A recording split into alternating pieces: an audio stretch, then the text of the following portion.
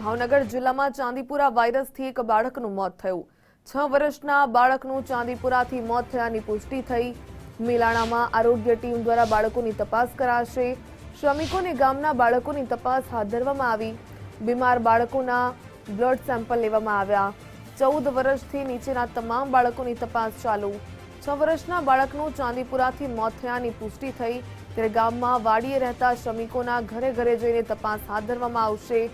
આરોગ્યની ટીમ સાથે આઈએમઆર, પોંડિચેરી અને ચેન્નઈની ટીમ પણ હાજર।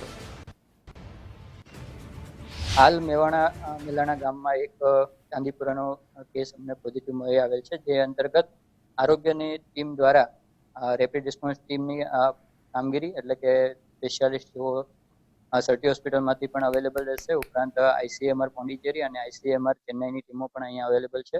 જે અંતર્ગત અમે જે જંતુથી વેક્ટરથી રોગ થાય છે એ વેક્ટરને પકડી અને એનું એનાલિસિસ પણ કરવાના છીએ। ઉપરાંત જે પણ બાળકોને તાવના કેસો, જે પણ બાળકોને તાવ હશે એ બાળકોના સેમ્પલ લઈ અને એના માટે પણ અમે ગાંધીનગર ખાતે એના રિપોર્ટ મોકલી અને એ પણ પરિણામ અમે જોઈશું। ઉપરાંત અમારી ટીમ દ્વારા મેડિકલ કેમ્પ પણ ગોઠવવામાં આવેલ છે।